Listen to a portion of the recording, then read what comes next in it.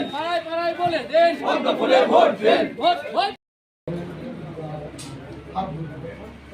मंत्रहीनम क्रियाहीनम भक्तिहीनम क्रियाहीनम महेश्वरी जात पूजितम माया देवी परिपूर्णम तरुस्तवे ओम मृत्योर्मक्षयो मामृता जयगन्धपुष्पे श्रीफलपत्रम् अगन्धपुष्पं पुष्पाञ्जलि सर्वमङ्गलमनस्कामना सपरिवाराय मङ्गल कामनार्थे अष्टावक्राय वक्रेश्वराय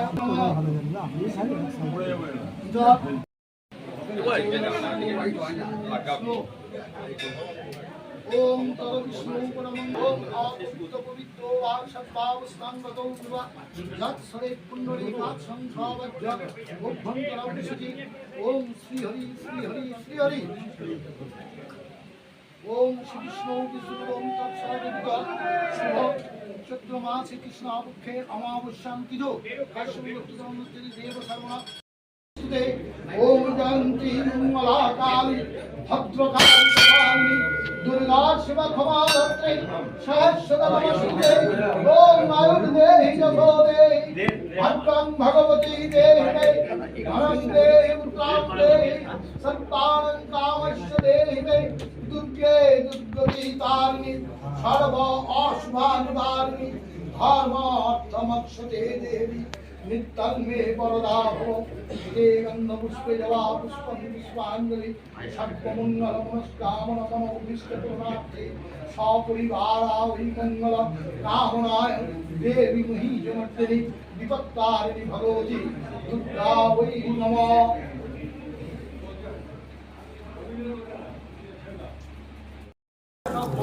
মন্দিরে মন্দিরে পুজো দিয়ে আপনি আপনার প্রচার অভিযান শুরু করেছেন। আই বাবা বক্রেশ্বরের কাছে পুজো দিলেন, কি চাইলেন? সনাতনের সেবক, তাই পশ্চিমবঙ্গ বাঁচানোর লড়াইয়ে ভারতীয় জনতা পার্টির প্রতিটি কার্যকর্তার মতো আমিও আমার নির্বাচনী প্রচার বাবা বক্রনাথ তাঁর আশীর্বাদ নিয়ে শুরু করলাম। গতকাল আমরা শনিবার ছিল, আনুষ্ঠানিকভাবে আমরা মা সংকটমোচন মন্দির থেকে বালাজির আশীর্বাদ নিয়েছি। আজকে এই সিদ্ধপীঠ সতীপীঠ বাবা বক্রনাথের কাছ থেকে আশীর্বাদ নিয়ে আমরা আমাদের কর্মী সম্মেলন এবং নির্বাচনী প্রচার শুরু করছি। আজকে আমাদের 3টি কর্মী সম্মেলন আছে। আমাদের সাংগঠনিকভাবে সিউড়ি বিধানসভায় 6টি মণ্ডল, তো আজকে প্রথম 3টি মণ্ডলের কর্মী সম্মেলন, বুথ সভাপতিদের সম্বর্ধনা জ্ঞাপন হবে। কালকে আগামী পরবর্তী 3টি মণ্ডলের হবে এবং তারপর থেকে আমরা একেবারে নির্বাচনী প্রচারে ঝাঁপিয়ে পড়ব। দাদা, সিউড়ি বিধানসভা কেন্দ্রে উন্নয়নের বিকাশ ঘটেনি বলে উজ্জ্বলে আস্থা রেখেছেন তৃণমূল। আগামী দিনে সিউড়ি বিধানসভা কেন্দ্রে ভবিষ্যৎ কি উজ্জ্বল, নাকি জগন্নাথের কারিশমা কিছু হবে? দেখুন, বিকাশকে নির্বিকাশ বানানো ছিল আমার কাজ।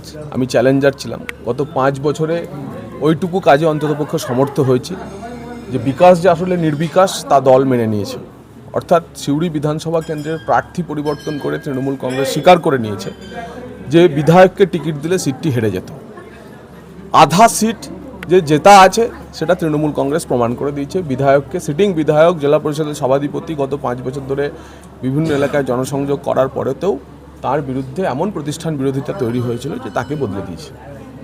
নূতন যিনি এসছেন তিনি হচ্ছেন ওই আধা যে হার বাকি আছে সেই হারটা, রেসটা কমপ্লিট করবেন এবং সিউড়ি বিধানসভা থেকে সিউড়ির মানুষ ঠিক করে নিয়েছে যে এবার একটি পদ্মকেই বিধানসভায় তারা পাঠাবে এবং এর জন্য কোনো ব্যক্তি ইত্যাদির কোনো কিছু না, মানুষের মনে এবার পদ্ম গাঁথা হয়ে গেছে এবং সে কারণে তারা চাইছে সিউড়ির পরিবর্তন, এবার বিজেপি, এবার পদ্মফুল।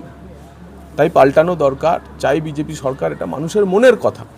এখানে প্রার্থী বিপক্ষে কে আছে সেটা বড় কথা না, বড় কথা হচ্ছে মানুষ চাইছে পরিবর্তন করতে। এবং দেখুন, গত 5 বছরে আমি পরাজিত প্রার্থী ছিলাম, আমি একটি নিদেনপক্ষে পঞ্চায়েতের মেম্বারও না, কিন্তু তারপরেতেও ঈশ্বরের এই বাবা বক্রনাথের অশেষ কৃপা যে রেল বোর্ড থেকে এই সিউড়ি, বক্রেশ্বর, রাজনগর, নলা রেল লাইন, নতুন রেল লাইন, আজকাল নতুন রেল লাইনের অনুমোদন পাওয়াই দুষ্কর হয়ে যায়। বছরের পর বছর অপেক্ষা করে নতুন রেল লাইন কেউ করাতে পারে না। সেই রেল লাইনে স্যাংশন করিয়ে নিয়ে এসেছি। তার ফাইনাল লোকেশন সার্ভে, অর্থাৎ কোন রাস্তা দিয়ে রেলপথটি যাবে সেই কাজও রেল গতকাল থেকে শুরু করেছে।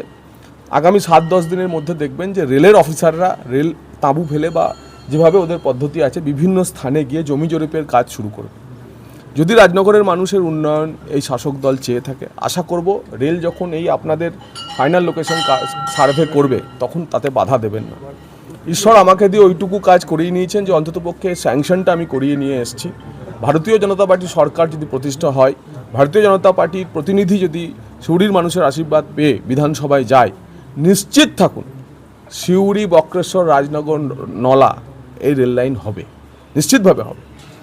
এবং বাবা বক্রনাথের কাছে আজকে আমি পুজো দিয়ে এটাই প্রার্থনা করলাম যে সিউড়ির মানুষের জন্য যে যে কাজ বাবা তুমি মহাদেব বা দেবাদিদেব আমার হাত দিয়ে করাচ্ছ, সেই কাজ যেন সম্পূর্ণ করি।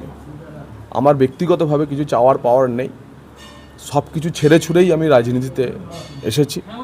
এবং সেই সঙ্গে দেখুন এই যে বক্রেশ্বর ডেভেলপমেন্ট অথরিটি, আপনারা স্থানীয় পোর্টাল, স্থানীয় নিউজ পোর্টালগুলি যারা আছেন তাদেরকে একটা কথা বলবো, আপনারা খবর নিয়ে দেখুন এই বক্রেশ্বর ডেভেলপমেন্ট অথরিটির 80% টাকা দুবরাজপুর পুরসভা এবং চিনপাইতে খরচ হয়েছে, সব জায়গার বিকাশ হোক।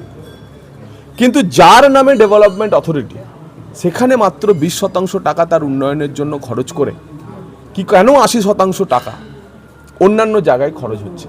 এই প্রশ্ন আজকে স্থানীয় বক্রেশ্বরের মানুষকে, আশপাশের মানুষকে, তাঁতিপাড়ার মানুষকে তুলতে হবে যে কেন উন্নয়ন থেকে বঞ্চিত হবে। এখানকার ফান্ড অ্যালোকেটেড হবে আর তার দুবরাজপুর পুরসভায়। আমি দুবরাজপুরেরও উন্নয়ন চাই, সামগ্রিকভাবে বীরভূমের উন্নয়ন চাই, কিন্তু রিসোর্স বা সম্পদের সমবন্টনও চাই। তাই বক্রেশ্বরকে বঞ্চিত করার যে দাবি, সেই দাবিতে আমার কাছে প্রশ্ন শাসক দলকে আজকে জবাব দিতে হবে। এবং এর পরিণাম কি? এর পরিণাম যে যখন একটি শহীদ স্পেশাল অপারেশনে কাশ্মীরের সীমান্তের ওপারে গিয়ে, পাকিস্তান অকুপায়েড কাশ্মীরে গিয়ে যখন সে প্রাণ হারায়, তার যখন দাহ করতে বক্রেশ্বর মহাশাসনে নিয়ে আসা হয়, যেখানে জেলা শাসক, পুলিশ সুপার উপস্থিত, সেখানে একটি আলো অবধি জ্বলে না। বক্রেশ্বর মহাশ্মশান বলি আমরা, সেখানে একটা আলোর ব্যবস্থা নেই। এই পরিণতি থেকে যদি উত্তরণ করতে হয়, বক্রেশ্বরের সামগ্রিক ট্যুরিজম ডেভেলপমেন্টের যদি ব্যবস্থা করতে হয়, এখানে হিলিয়াম প্রজেক্টটাও আস্তে আস্তে বন্ধ হয়ে যাচ্ছে। তাহলে কিসের উপর ভিত্তি করে আমরা সিউড়ির কথা বলবো? সেই কারণেই আমরা বলছি সিউড়ি মানে সামগ্রিকভাবে সিউড়ি বিধানসভার কথা বলছি, যে সিউড়ি থাকবে না উপেক্ষিত, এবার সিউড়ি হবে বিকশিত। এই হচ্ছে থিম। আর কতদিনের উপেক্ষা, আর কতদিনের উপেক্ষা? তাই যাবতীয় এই উপেক্ষিত সিউড়ির কাহিনী শুনিয়ে বিকশিত সিউড়ির স্বপ্ন ফেরি করে ভারতীয় জনতা পার্টির প্রতিটি কার্যকর্তা আগামী 1 মাস মানুষের দ্বারে দ্বারে পৌঁছাবে। মানুষ ঠিক করে নিয়েছে, আমি যদি মানুষকে কানেক্ট করতে পারি, আমাদের কার্যকর্তারা যদি মানুষকে কানেক্ট করতে পারে, মানুষ সিদ্ধান্ত নিয়ে ফেলেছে। এবং এই সিদ্ধান্ত হচ্ছে এবার বিজেপি, এবার পদ্মফুল, এবার জগন্নাথ।